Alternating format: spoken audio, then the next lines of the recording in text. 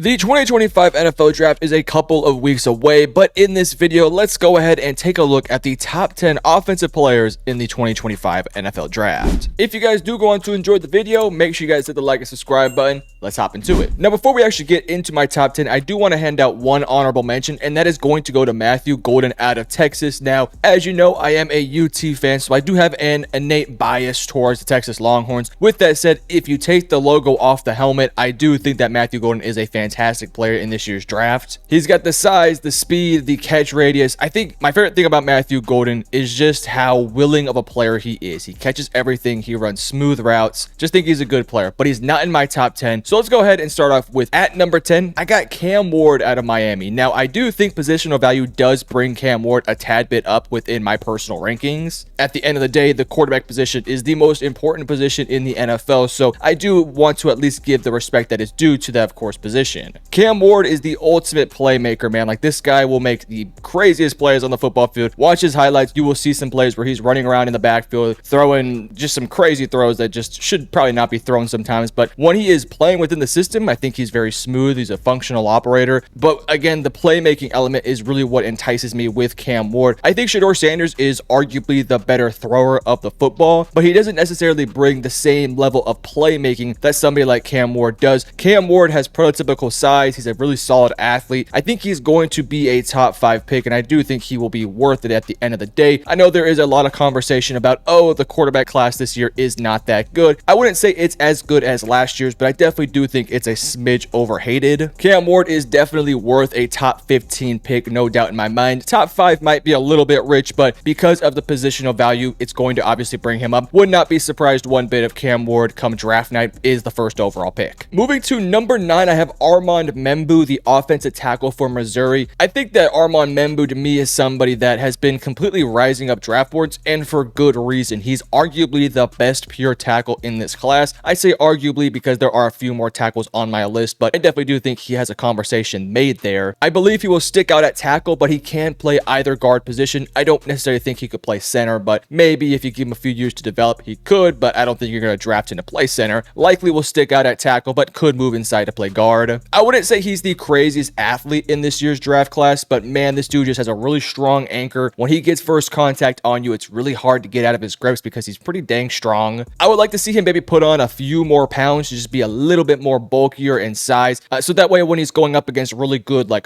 power rushers like a Jared Verse or somebody like that, maybe he could have a better chance of going up against them. But I think that Armand Membou to me is just a really solid tackle. He is fundamentally sound. He's a smooth operator. He plays with patience and knows how to work in space, which for the tackle position is extremely important. Again, I do think he'll stick at tackle, but again, I also think he has the flexibility to move inside at guard. And if he does play at guard, I definitely think he has the overall feel for the game to play at that position very well. I just think if he plays guard, maybe could put on a few pounds, but I think Armand Membou is a great player. Let's move on to number 8. I have Josh Simmons out of Ohio State. Now, Josh Simmons unfortunately did suffer an injury this year, so we didn't get to see too much of him this year, but when he was on the field, and of course when we saw him in previous years, Josh Simmons was looking like a potential top 15 pick. Josh Simmons is a really solid athlete. Again, we have to worry about the injury, but if he does recover fine, I think he is a fantastic athlete. Even when he gets beat on the outside, he's able to recover because of how solid of an athlete he truly is. I think his upper body strength is also very, very good, and I think his technique, his ability to get back in his stance and play in space, I do think he's really good at doing that sort of stuff. Where he can sometimes struggle with is when he's going up against really technically sound defenders. This is not just from what I've seen on film, but a lot of other analysts say the exact same thing. When he's going up against really good pass rushers that know how to use their hands at a high level, know how to put their hands up in his chest and,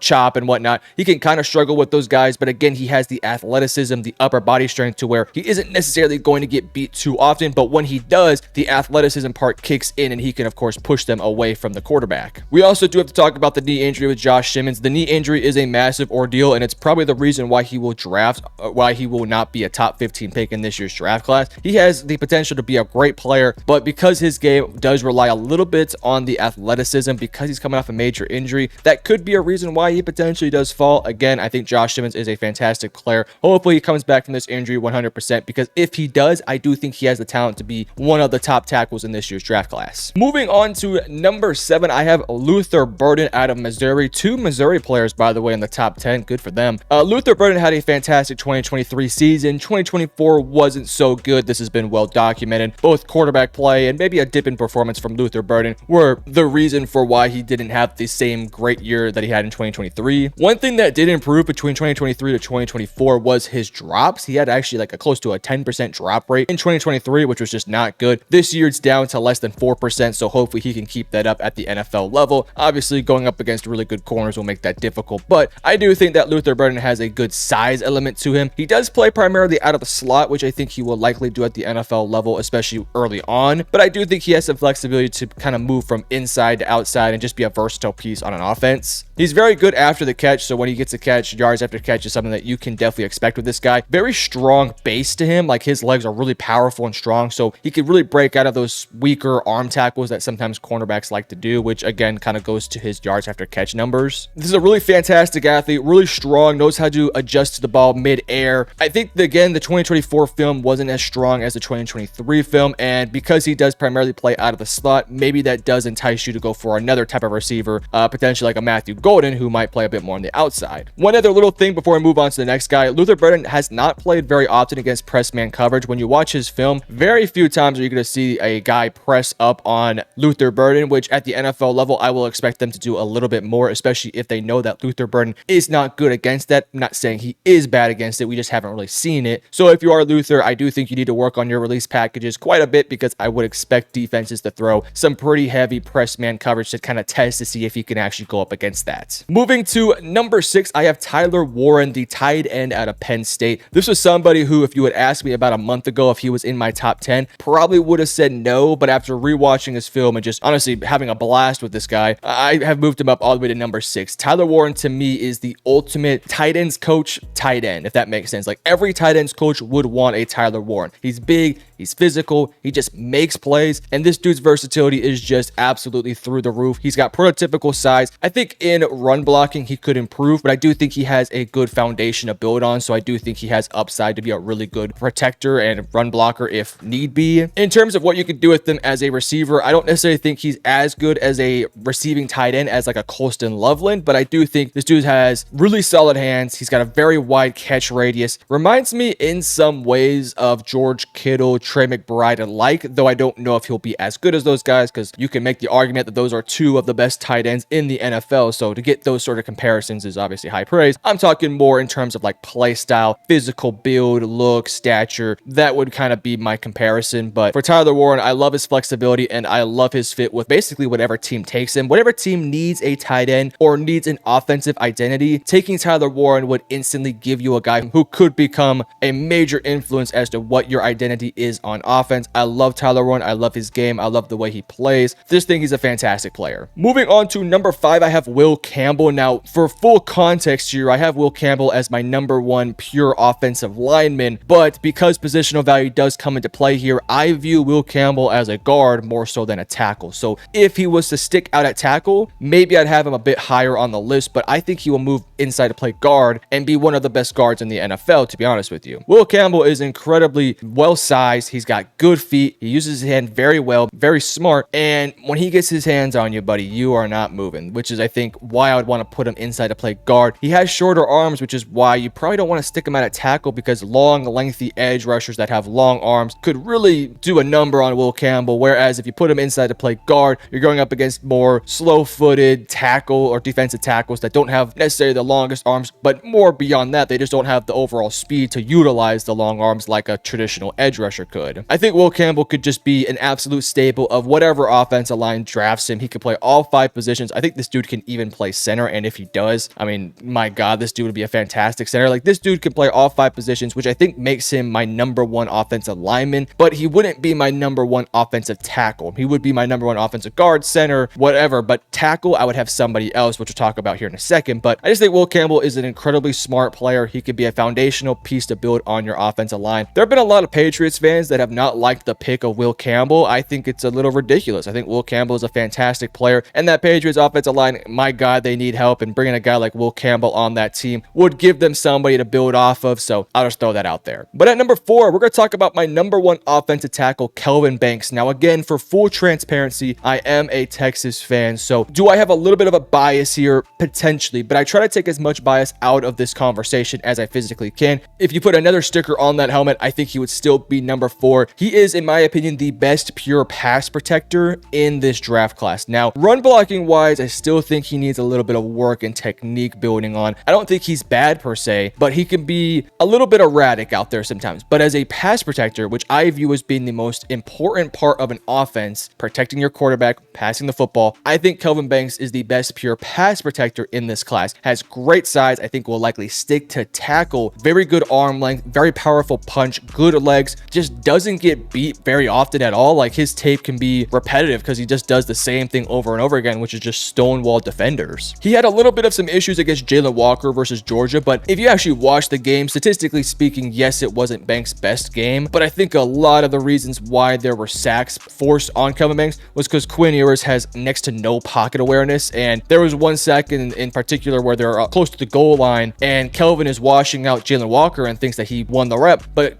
Quinn Ewers is like 10 yards downfield trying to bail backwards, and he gets sacked by Jalen Walker. It was just kind of weird. I don't think you blame Kelvin Banks for that. I think Kelvin Banks is just super duper solid. Played 3 years for Texas, all 3 years from freshman year, sophomore year to junior year. He was the best player arguably on that team every year, has been a consensus top 10 pick throughout his entire career. I do think we're kind of getting a bit of prospect fatigue with him now. But let us go ahead and move on to number 3. I have Travis Hunter now. For full context, Travis Hunter was my number 2 defensive player in this year's draft class, and he's my number 3 offensive player. That should really go to tell you how special of a prospect and talent Travis Hunter truly is. Now, don't know if he's going to play offense, which kind of makes this one a little bit risky. This ranking 5 years from now could look really bad if he never plays an offensive snap. But I do think that Travis Hunter has the potential to play both sides of the NFL, at least in spot play, primarily on offense. I think he will stick out at corner and probably play 20 snaps on offense a game, maybe a little bit more than that, maybe a little less. But if Travis Hunter is a part of whatever offense, I think this dude has upside to be a true wide receiver 1 and just a generational talent. Travis Hunter to me has everything you want in a typical wide receiver. Good frame, good lengthy size, very long arms, great hands, great after the catch. Route running maybe could use some nuance to it, but I think almost every college receiver you can kind of say the same thing about. There's very few route runners coming out of college that are defined, that are completely refined and have every little detail down. But Travis Hunter to me is the biggest weapon in this draft class in terms of being a playmaker. I mean, Travis Hunter to me is somebody you just throw the ball up to and say, hey man, go win this catch, and 9 times out of 10 he's going to win that battle. Again, really good size, good athlete, good frame, has good solid hands. I think he has the standing of the game down. He just, for somebody who plays both sides, he just stands both positions so well, and I think that is why I would want him to play both offense and defense at the NFL level. Again, emphasis on being a starting cornerback and a rotational receiver, but if Travis Hunter steps onto a team, let's say like the New York Jets, I don't think they're drafting him, but hypothetically speaking, he could be that cornerback next to Sauce Gardner and also a receiver next to Garrett Wilson. He is my number 1 prospect in this draft class because of that, but man, I love Travis Hunter. I love his film. He's getting prospect fatigue just like a bunch of players in this draft class because we're so tired of talking about him being the number 1 pick that people are starting to move him down draft boards, but I think there's a very solid chance he does go number 1, so I'll leave it at that. Moving on to number 2, I have Tetairoa McMillan out of Arizona. I think Tetairoa McMillan to me is just one of the most fun prospects in this year's draft class. He would be considered my number 1 wide receiver in this draft class. Good size, good frame. I think he's a solid athlete, but I wouldn't necessarily say he's a crazy athlete. I think he can jump relatively high. I think he's pretty fast, but he isn't like, you know, a 4'3" guy at his size. Like, he's not going to do all that, but I do think for his size and for who he is, I think he's a good enough athlete. This dude is a hands catcher. He is absolutely massive. He knows how to use his size to his advantage. I think route running could use some work, but I don't necessarily think it's a downside for him. For somebody who is as big and lengthy as he is, you would think that he's a bit more of a 50-50 ball winner, which he can do, but more than anything, he utilizes his body to get separation, and at the same time, when he gets the ball in his hands, there are just not many cornerbacks that want to go tackle this guy. Again, at the NFL level, he's going to need to refine his route running. He also had some drops on film, which I was not a big fan of. Hopefully he can fix that. But again,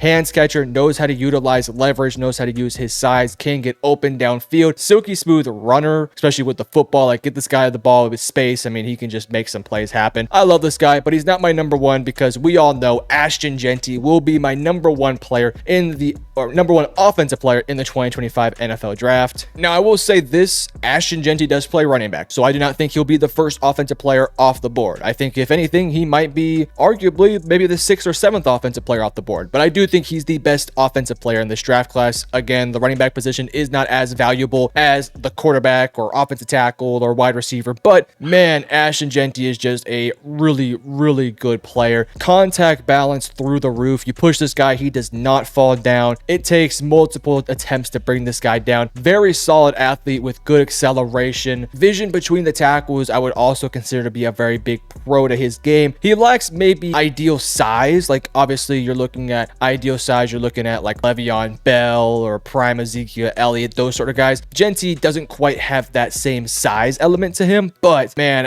I just think this guy is fantastic. No matter what competition he went up against, whether it was good competition or bad competition, Ashton Jeanty was always the best player on the field when he was on the field. Has not been injured very often. He knows how to run through contact. I just think that this guy will work at the NFL level and will make whatever team that drafts him look like an absolute genius, especially if he's not taken within the top 10. So again, to recap my list, Cam Ward at 10, Armand Membu at 9, Josh Simmons 8, Luther Burden 7, Tyler Warren 6, Will Campbell 5, Kelvin Banks 4, Travis Hunter 3, Tetairoa McMillan 2, and number 1 is Ashton Jeanty. If you enjoyed the video, hit the like, subscribe button, and I love you guys. Peace.